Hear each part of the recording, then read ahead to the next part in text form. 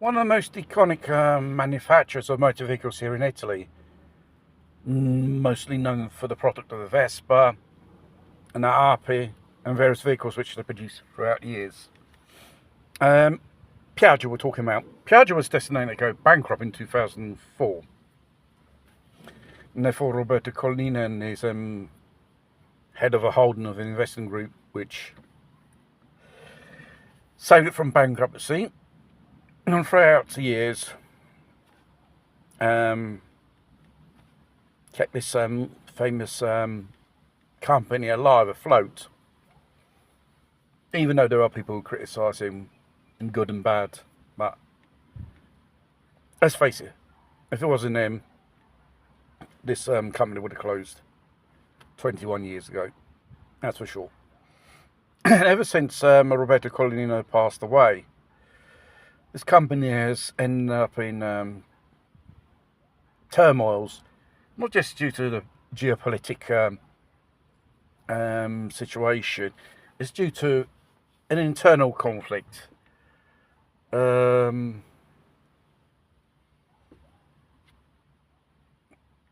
don't know how to do managers, simple as that. And the most ridiculous things you hear from inside this company, how it's run, really makes you laugh. Sometimes it really pisses you off, let alone that. But mind you, this company has been in declining throughout years. It's producing more vehicles than ever. 2 years on the trot, they're producing all been forecasting vehicles, and probably 2006 will be another difficult year, an extremely difficult year, and a very, let's say, very critical situation.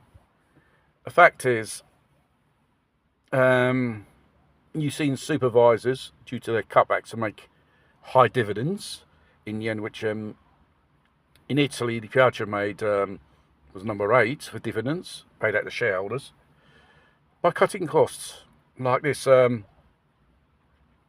We have supervisors doing workers' jobs, forklift trucks, driving around, moving merchandise around, and cut back on operating costs.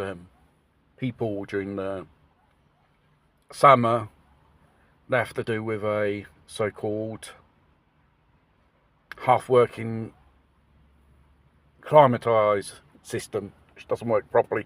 It's a bit like when it runs out of gas in your car. And regarding new models and investments, years they've been talking about it, and nothing practically has been, made. They had opened up a laboratory which for the electrification for 2035, and they were hired brilliant young engineers. The fact is, every single one of them went away because there was nothing to work on, not even an idea, not on a project. And it goes to show this place is gonna will reduce itself in dimensions as working force. Let's come to that afterwards. I don't know whether one of the brothers of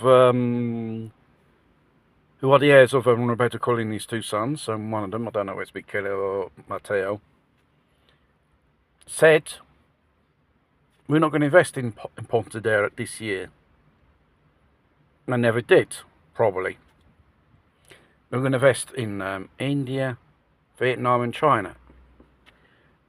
It's a more most logical reason, seeing how in the West manufacture productions and any type of thing like motor vehicles are in decline, and then we are facing a so-called invasion of the Chinese cheap vehicles.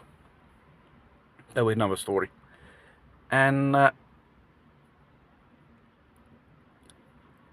there's this secret unveiled plan which they've already decided to do, and there's no official confirm yet. They'll come around doing that. 500 jobs within a few years will disappear through early retirement, mobilità, voluntary redundancy and stuff like that. Because in Asia, we'll produce for Asia and for North American markets. And they probably will continue with the traditional, engines, which run on gas. But Europe, Pontedera, will probably produce the electric vehicles. The fact is, it'll be a very, very huge investment in Pontedera to reconvert slowly various production lines to electric. And the thing is, they haven't got the technology, nor they know how to do it. And it goes back to the question, it's useless waiting for a miracle, someone will save you, or there'll be new impulse, new investments in Pontedera. No. At the end of the day, Pontedera will remain as,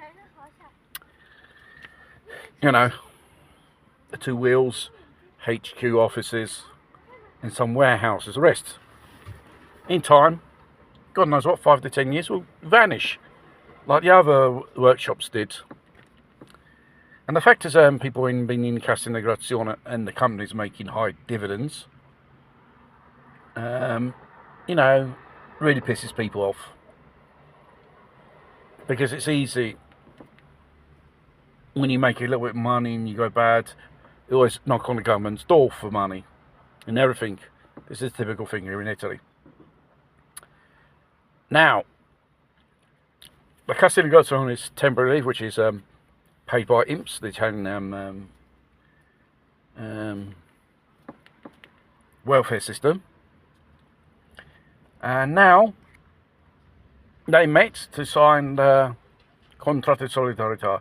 This is the type of temporary leave, working less hours, conserve jobs, and so on, and to create jobs.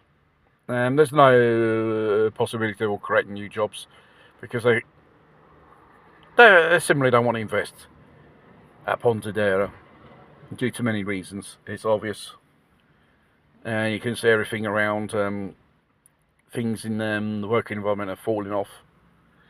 They come into the contratto di solidarietà. If they did not sign it, this will open a procedure with the Minister of Employment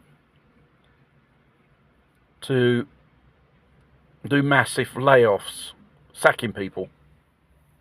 But the thing is, even if you do sign it, at the end of the day, you will be counted as Uberis, people to be sacked in the end. So, for the time being, workers for 3 years